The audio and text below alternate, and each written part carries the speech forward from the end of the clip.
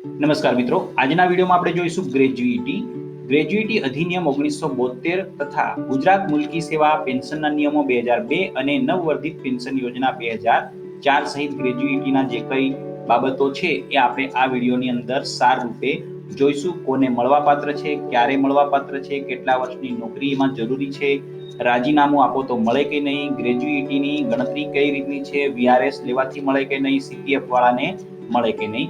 અંતે આપણે સૂત્ર મુજબ ગણતરી પણ બતાવીશું. વિડીયો અંત સુધી જોવા નમ્ર વિનંતી છે. નેક્સ્ટ, ગ્રેજ્યુઇટી એટલે શું? તો ગ્રેજ્યુઇટી અધિનિયમ 1972 મુજબ કર્મચારીની સેવાના દરેક વર્ષમાં 15 દિવસનો પગાર ગ્રેજ્યુઇટી તરીકે આપવામાં આવે છે, પરંતુ તે માટે કર્મચારીની ઓછામાં ઓછી 5 વર્ષની નોકરી પૂર્ણ કરેલી હોવી જોઈએ. કોને મળવાપાત્ર? તો ઓપીએસ તથા એનપીએસ તમામ કર્મચારી, એટલે કે ઓલ્ડ પેન્શન યોજના અને ન્યૂ પેન્શન યોજનામાં જોડાયેલ તમામ કર્મચારીને મળે. તેમાં પેન્શન નંબર ખાસ મેળવી લેવો જોઈએ, તો જ મળવાપાત્ર છે. પીપીએ નંબર મળી જવો જોઈએ.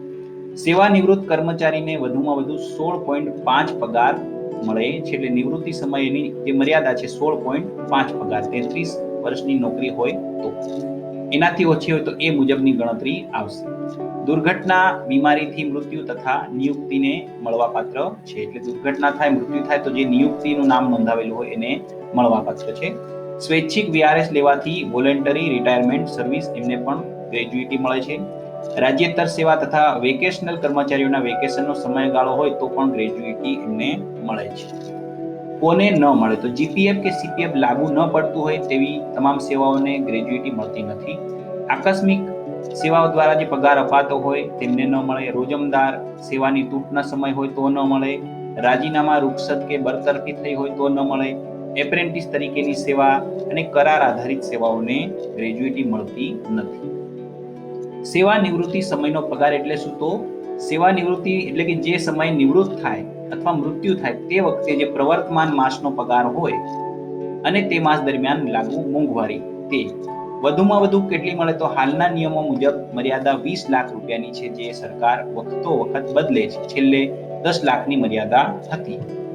આપણે જોઈએ ગ્રેજ્યુઇટી નોકરીના સમયગાળા મુજબ 1/1/16 કે ત્યારબાદ ચાલુ નોકરીમાં અવસાન કે ગ્રેજ્યુઇટીની નીચે મુજબ મળવાપાત્ર થશે. બતાવેલ છે કોઠામાં. 1 વર્ષથી ઓછી હોય તો 2 પગાર મળે, એટલે કે 1 વર્ષની ઓછી નોકરી હોય અને મૃત્યુ થઈ જાય. 1 વર્ષ કે તેથી વધુ પરંતુ 5 વર્ષ કરતા ઓછી નોકરી હોય તો 6 પગાર મળે છે. 5 વર્ષ કે તેથી વધુ પરંતુ 11 વર્ષ કરતા ઓછી નોકરી હોય તો 12 પગાર મળે છે. 11 વર્ષ કે તેથી વધુ પરંતુ 20 વર્ષ કરતા ઓછી નોકરી હોય તો 20 પગારની ગ્રેજ્યુઇટી મળે છે.